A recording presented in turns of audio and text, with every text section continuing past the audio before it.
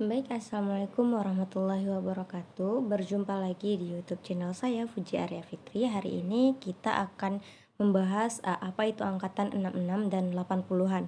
Eh, Angkatan 66 dan 80-an mengindikasikan keterlibatan kesusastraan dalam denyut hidup bangsa, tidak hanya sebatas lingkup kebudayaan, tetapi juga mencakup situasi politik, sosial, dan ekonomi menjelang kejatuhan pemerintahan Soekarno. Karya-karya mereka merefleksikan keadaan masyarakat Indonesia selama dasawarsa yang syarat prahara. Karya-karya prosa dan puisi yang terbit selama tahun 1960-an ini diseleksi dan dihimpun sebagai bunga rampai dengan kata pengantar kritis dari HB Jasin. Tak pelak lagi, buku ini bukan sekedar dokumentasi karya sastra, tetapi juga dokumentasi sosial yang lebih artikulatif ketimbang arsip statistik yang dingin, formal, dan steril.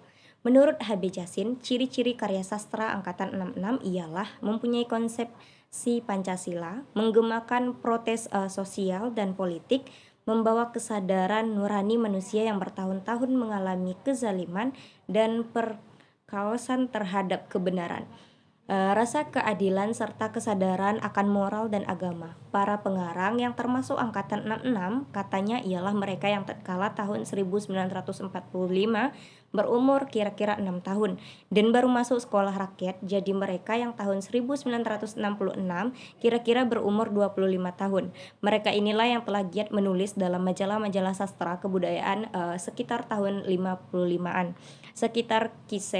Seperti Kisen, Siasat Mimbar Indonesia, Budaya Indonesia, Konfrontasi, Cerita, Prosa, Sastra, Basis, dan lain-lain. Pandangan HB Jasin mengenai penamaan angkatan 66 yang didasari pada peristiwa politik sosial di tanah air cukup dapat diterima. Akan tetapi, beberapa sastrawan lebih setuju jika namanya diubah menjadi Angkatan Manifest Kebudayaan atau yang disingkat dengan Manikebu.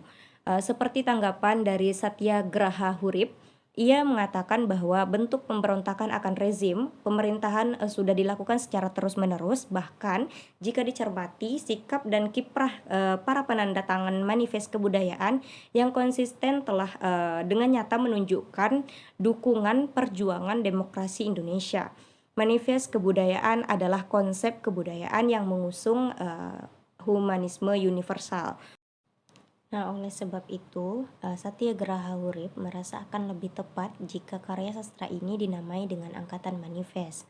Selain Satyagraha, Rahmat Djoko Pradopo juga menolak penamaan Angkatan 66.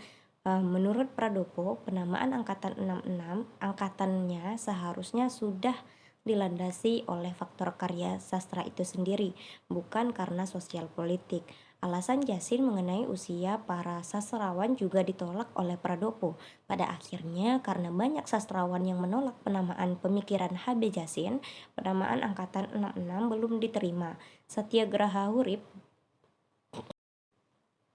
Nah, peristiwa sejarahnya pada tahun 1966 terjadi penggulingan PKI, di mana terjadi kudeta militer yang mengakibatkan penggulingan Partai Komunis Indonesia (PKI) dan kekuasaan Soeharto. Nah, 1969 peleburan partai politik pada tahun 1969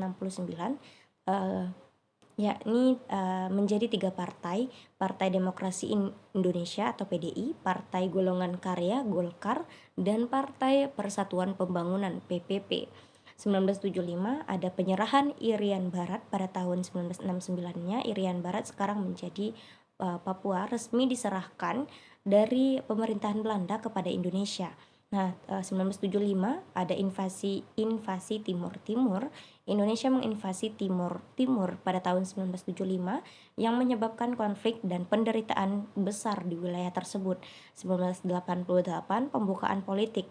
Pada tahun 1988, Presiden Soeharto mengumumkan pembukaan politik yang memungkinkan adanya pemilihan umum dengan lebih dari satu calon.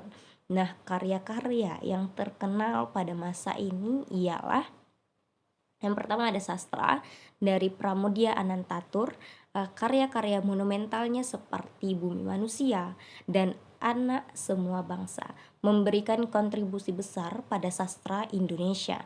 Nah, yang selanjutnya ada Mokhtar Lubis, di mana beliau adalah penulis sekaligus wartawan terkenal yang dikenal melalui karyanya, yakni Senja di Jakarta dan Tiger. Film yakni oleh Teguh Karya, sutradara terkenal yang menciptakan film-film seperti Cinta Pertama dan Ibu Mertuaku. Nah, ada juga nih genre musik ya, oleh Koes Plus, grup musik legendaris yang mempopulerkan genre pop dan rock. Lagu-lagu seperti Bis Sekolah dan Kisah Sedih di Hari Minggu masih diingat hingga kini. Nah, dari seni rupa sendiri yakni ada baik teman-teman, segitu dulu yang bisa saya sampaikan. Lebih dan kurang saya mohon maaf. Wabillahi taufiq wal hidayah. Wassalamualaikum warahmatullahi wabarakatuh. See you next video. Bye bye.